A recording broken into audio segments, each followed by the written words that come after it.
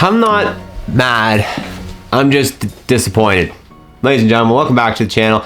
This video is a little bit of everything. We have call outs, we have shout outs, we have, oh boy, some sass in some of these videos. And of course, we've got some news, some breaking news. There's just, I mean, it's crazy. This is my third video in 24 hours. You would think surely this one has to not be nearly as packed full of good stuff as the other two, but it's more.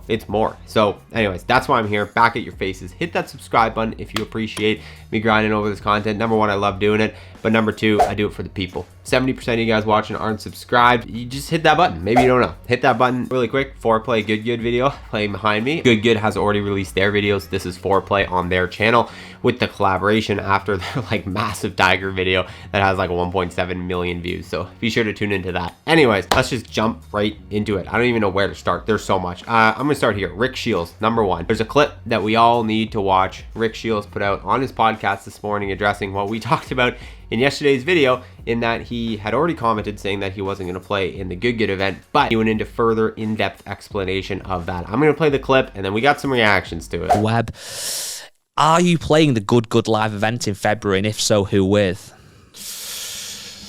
Unfortunately, I'm not.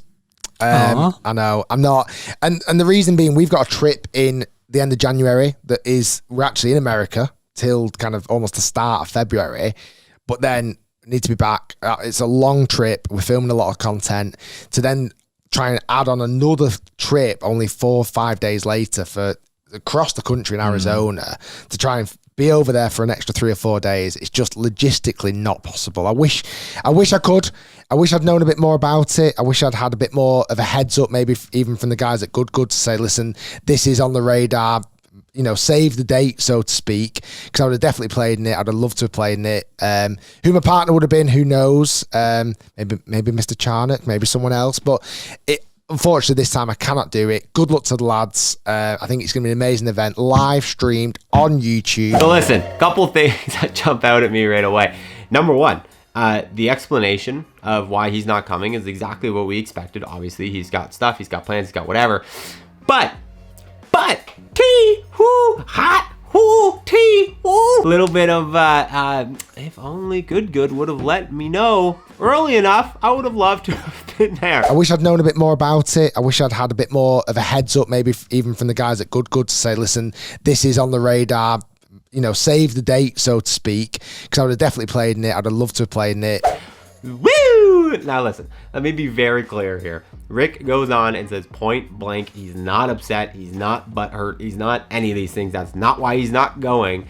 But listen, whether it's intentional or not, well, shade, it's a valid point. Like, it is. And you guys know I love Good, obviously. I work with them on the apparel side, like whatever. But like, yeah, if they would have made this more known months before, it would have been easier for other creators. Absolutely. Like, there's no getting around that. That's an obvious thing to state, and Rick is stating that. So it's it's a sassy little remark by the Rickster, I think, but it's very entertaining for our purposes. And I think ultimately it is just truth, though. It's not, I don't think he's trying to be sassy. I think it just came across maybe that way, but it's just truth. Like, it is. That's the reality of the situation. This dude is an entity. This dude is a massive conglomerate of, you know, employees that work for him, and he has a family with 3 young kids. And he said in the podcast, he's not as young as the rest of us, and he's not just able to kind of like do things on a whim. So listen, this dude has every legitimate reason in the world not to be there.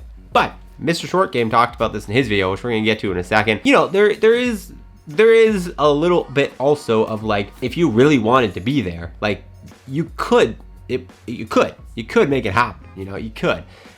So look, I think because it's not convenient, and it's much more on the side of inconvenient, and also it's probably just not something, I guess maybe he just sees as like, I need, like if Tiger Woods called him up and said, hey, that exact same day, February 7th, come play me at Medalist, like Rick Shields would go. He would say bye-bye to the wife and kids, and he would go play Tiger Woods at Medalist 18-hole stroke play video. Like, he would do that. So this isn't that, and that's fine. It's obvious that this isn't that, but it's like, it's also then just, it's not high enough up the list, which is fair.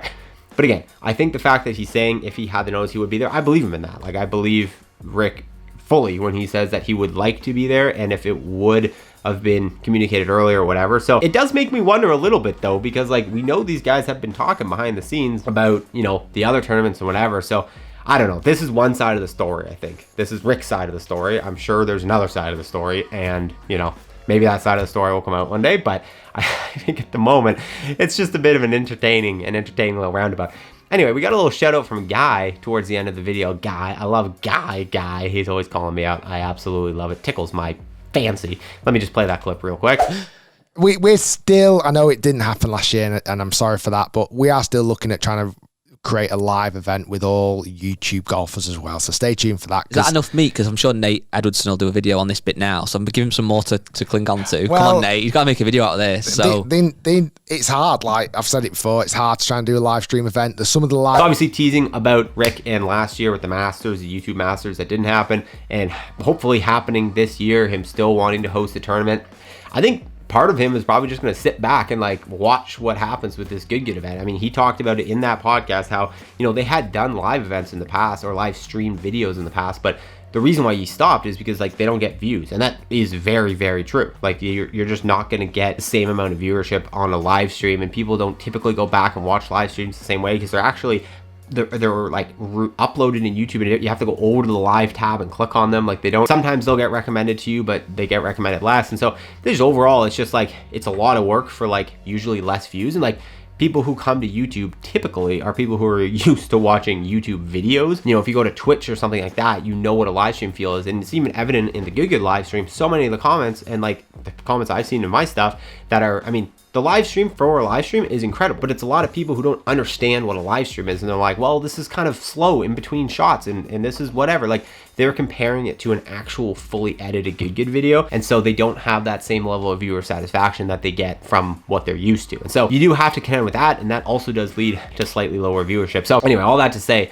I think for a specific event like a YouTuber golf tournament, it makes sense. But I mean, Rick was kind of asked by Guy, like, do you think live streams are kind of the future of YouTube golf content? And I mean, I don't think they're the future of YouTube golf content. I think they're a part of it. I think they're a part of being able to have live events, but I don't think we're just going to see creators live streaming like instead of uploading YouTube videos, for sure. So anyways, that's part one. The Rick situation, very entertaining. He's not going to be at the tournament. Official. We already knew it was official because he commented on the thing like weeks ago, but you know, hearing him come out and say it and explain it, commented on my video yesterday, very entertaining.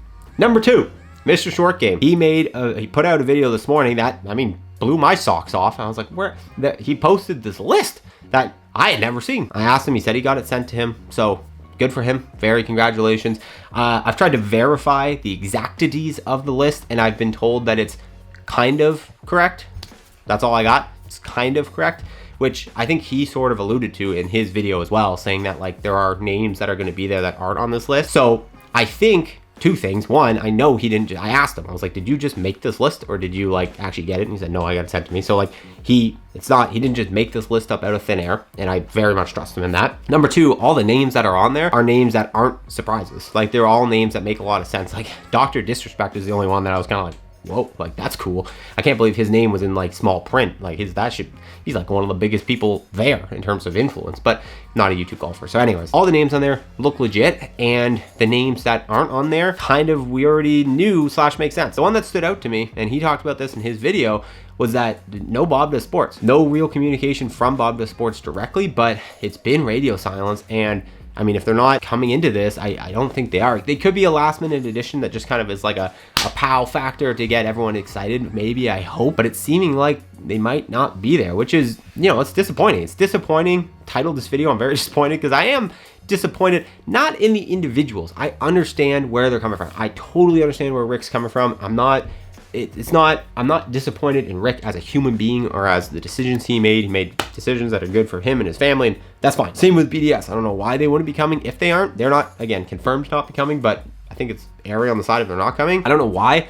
I'm sure there's a good reason for them not to come, but nevertheless, I am disappointed that this tournament won't get, those are the only two that are really missing. Really. Like if we check off the list, we got Busted Jack, we got Micah Morris, we got Grant Horath, obviously all the members are good. We got Short Game, we got Busted Jack, we got Brian Bros, we got everyone. We got all the heavy hitters of this like playing side of YouTube golf right now, but BDS and Rick Shields, which are the two biggest next to Good Good. Like, it's Good Good, it's Bob to Sports, and it's Rick Shields. Those are the three. I mean, granted, Grant is kind of pulling more per video views than almost any of them right now, which is pretty cool. But anyway, he's going to be there, so he doesn't count. But of the three, I guess, let's say brands that are the biggest subscription bases right now in the like playing YouTube golf side, those are the three.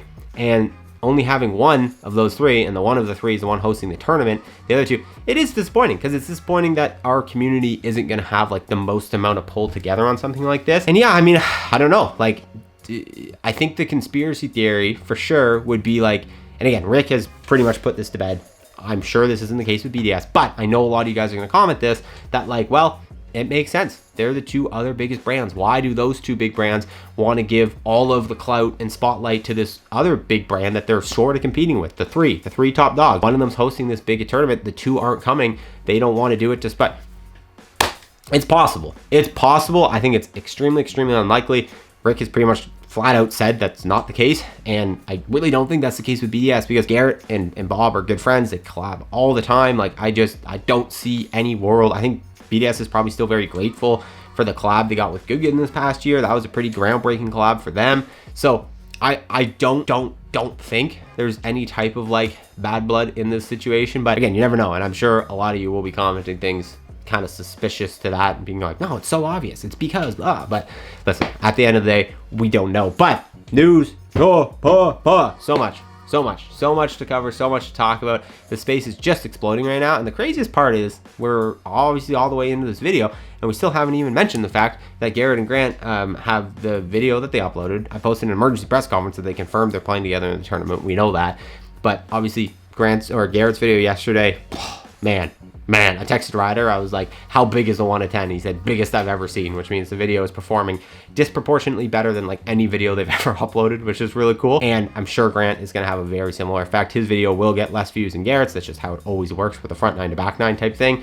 especially when there's something that's like this big in your face. But listen, it's still going to be absolutely huge for Grant. His subs have been climbing up like nuts. I think this is going to do that again. I wouldn't be surprised if this guy hits like 450,000 after this video. Like, that sounds like a big jump, but I think he could do it. I really do, especially because he got the big shout out from GM Golf in his video. So Grant's stock has never been higher. Grant is like the king of the game right now, and I'm very excited for him. So go watch that video. I'm uploading this intentionally a few hours after his video has come out, because I know that's probably where most of you guys have spent the last bit of your YouTube time. So anyways, I hope you guys enjoyed this video today. I needed to bring you together, wrap everything up. Hit that subscribe button if you appreciate it, and let me know your thoughts on it all in the comments below. See you in the next one.